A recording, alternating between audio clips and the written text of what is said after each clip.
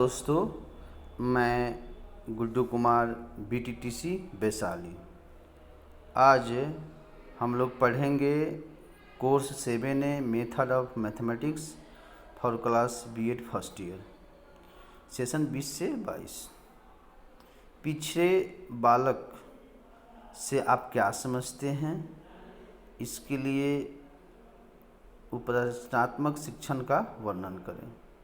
यानी पिछड़े बालक के कैसे समस्या का निदान किया जाए, कैसे उनको अच्छे एडुकेशन दिया जाए, इससे रिलेटेड बात हम लोग को इसमें पढ़ना है। सबसे पहले मैं आपको बताऊं कि आप इस क्वेश्चन को बहुत ही गहन से देखेंगे। बाद में बच्चे देखते हैं अक्सर कि वो नोट्स ठीक से नहीं बना पाते हैं। ठीक है, तो पिछड़े बालकों से तात्पर्य उन बालकों से है जो किसी कार्य में समान स्तर अपने अन्य साथियों से पीछे रह जाना माना जाता है। अर्थात ऐसे बालक जो किसी शारीरिक और मानसिक रोग के कारण मंद बुद्धि का शिकार हो जाते हैं, है ना। वो बच्चे अपने एजुकेशन को अच्छे से प्राप्त नहीं कर पाते हैं। अतः उनको आगे बढ़ने के लिए अपने जीवन शैली को बदलना पड़ेगा। जीवन शैली को बदलने के लिए क्या करना होगा कि बच्चे अपने पढ़ाई के प्रति सतर्क रहें, सजग रहें और जो पढ़ाया जाता है उसको अच्छे से फॉलो करें। फिर आपको बताएं कि बच्चे पिछड़े बालकों को परिभाषित करते हुए निम्नलिखित वर्ड ने लिखा है कि पिछड़े बालक वह है जो अपनी पाठशाला जीवन के माध्यम से अपने को कमज़ोर महसूस करता है। ठीक है, अब उसमें कुछ खासियत है। कुछ बच्चे ऐसे भी होते हैं जो तेज बुद्धि के होते हैं। समान पिछड़ापन, उसके बाद है विशिष्ट पिछड़ापन, है ना। पिछड़े बालकों की विशेषताएं भी कुछ होती है। पिछड़े बालकों की विशेषताएं, इनमें साधारण सी बातों सा या नियम का समझने में क्षमता न होती है।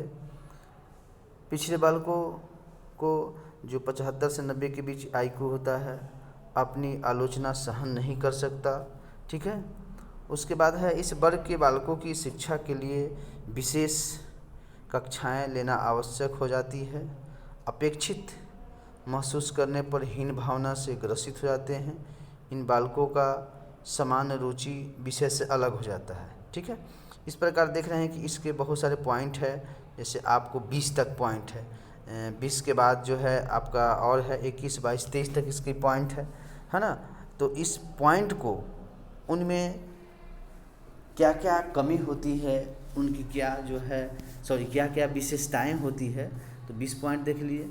अब पिछले बालकों को कुछ विशिष्ट समस्याएं, अब उनकी कुछ समस्याएं भी है। पिछड़े बालकों की कुछ विशेष समस्याएं निम्नलिखित है। अपने समय आयु बालकों के साथ इसके संबंध, है ना। मंद बुद्धि, अपर्याप्त से विकास, मन उनकी हर चीज़ जो है विकास उचित टाइम पर नहीं हो पाता है, क्योंकि वह अन्य बच्चों से अलग बैठते हैं, अन्य बच्चों से उनको मतभेद होता है। इस प्रकार आप देख रहे हैं अंकगणित तथा बीजगणित का आधारभूत, अंकगणित के बारे में, अर्थमेटिक के बारे में पढ़ना, अलजेब्रा के बारे में पढ़ना, ऐसे छात्र को हस्तांतरित नहीं करनी चाहिए। अतः बाद में बच्चे को प्रति अपनी सजगता बहुत ज़रूरी है। जो विशिष्ट बच्चे होते हैं वह अपनी समस्याओं को अवगत करा सकते हैं, चाहे अपने नॉलेज को आधार को बढ़ा सकते हैं। उपराचात्मक सिद्धांत का भी है। इस प्रकार आप देख रहे हैं कि इनके बहुत सारे उपाय भी हैं। ठीक है, इसको अच्छे से नोट्स बना लीजिएगा, देख लीजिएगा। अब है निदान कैसे है, उनके भी निदान का पॉइंट दिया हुआ है। ठीक है, निदान का पॉइंट भी आप देखेंगे। उसके बाद है पिछले बालकों को लिए कुछ शैक्षिक व्यवस्था भी की जाती है ना। बालकों का ध्यान किसी भी कार्यों में बहुत कम लगता है तथा उसके विचारों का व्यापकता होता है।